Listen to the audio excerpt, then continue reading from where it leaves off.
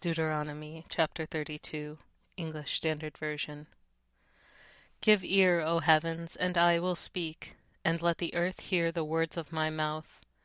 May my teaching drop as the rain, my speech distill as the dew, like gentle rain upon the tender grass, and like showers upon the herb. For I will proclaim the name of the Lord, ascribe greatness to our God. The rock, his work is perfect, for all his ways are justice, a God of faithfulness and without iniquity, just and upright is he.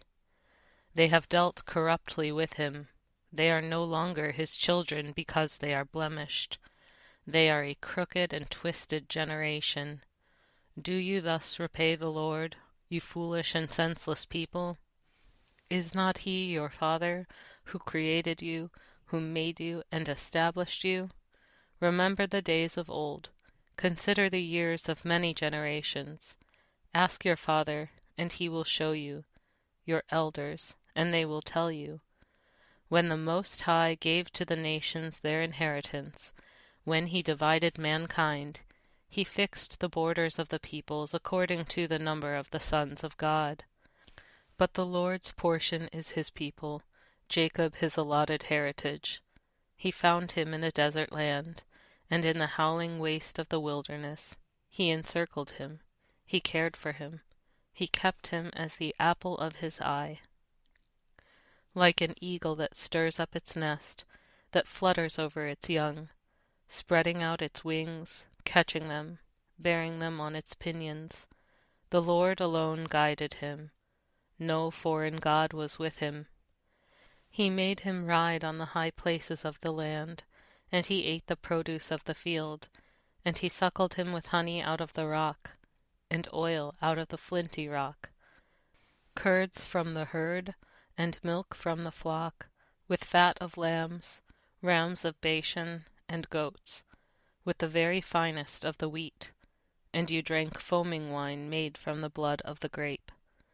But Jeshurun grew fat, and kicked. You grew fat, stout, and sleek. Then he forsook God who made him, and scoffed at the rock of his salvation. They stirred him to jealousy with strange gods. With abominations they provoked him to anger. They sacrificed to demons that were no gods, to gods they had never known, to new gods that had come recently, whom your fathers had never dreaded. You were unmindful of the rock that bore you, and you forgot the rock who gave you birth. The Lord saw it and spurned them, because of the provocation of his sons and his daughters. And he said, I will hide my face from them. I will see what their end will be, for they are a perverse generation, children in whom is no faithfulness. They have made me jealous with what is no God. They have provoked me to anger with their idols. So I will make them jealous with those who are no people. I will provoke them to anger with a foolish nation. For a fire is kindled by my anger, and it burns to the depths of Sheol, devours the earth and its increase, and sets on fire the foundations of the mountains. And I will heap disasters upon them. I will spend my arrows on them. They shall be wasted with hunger, and devoured by plague, and poisonous pestilence. I will send the teeth of beasts against them, with the venom of things that crawl in the dust. Outdoors the sword shall bereave, and indoors terror, for young man and woman alike, the nursing child with the man of gray hairs. I would have said, I will cut them to pieces, I will wipe them from human memory, had I not feared provocation by the enemy, lest their adversaries should misunderstand, lest they should say, Our hand is triumphant, it was not the Lord who did all this. For they are a nation void of counsel, and there is no understanding in them. If they were wise, they would understand this, they would discern their latter end. How could one have chased 1,000, and two have put 10,000 to flight, unless their rock had sold them, and the Lord had given them up? For their rock is not as our rock, Our enemies are by themselves. For their vine comes from the vine of Sodom, and from the fields of Gomorrah. Their grapes are grapes of poison. Their clusters are bitter. Their wine is the poison of serpents, and the cruel venom of asps. Is not this laid up in store with me, sealed up in my treasuries? Vengeance is mine, and recompense, for the time when their foot shall slip, for the day of their calamity is at hand, and their doom comes swiftly.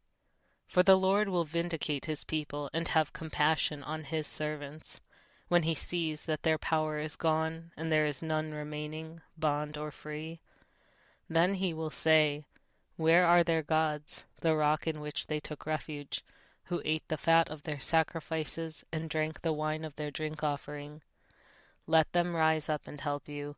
Let them be your protection. See now that I, even I, am he, and there is no God beside me. I kill and I make alive. I wound and I heal, and there is none that can deliver out of my hand. For I lift up my hand to heaven and swear, as I live forever, if I sharpen my flashing sword, and my hand takes hold on judgment, I will take vengeance on my adversaries, and will repay those who hate me. I will make my arrows drunk with blood, and my sword shall devour flesh, with the blood of the slain and the captives, from the long-haired heads of the enemy. Rejoice with him, O heavens! Bow down to him, all gods! For he avenges the blood of his children, and takes vengeance on his adversaries. He repays those who hate him, and cleanses his people's land.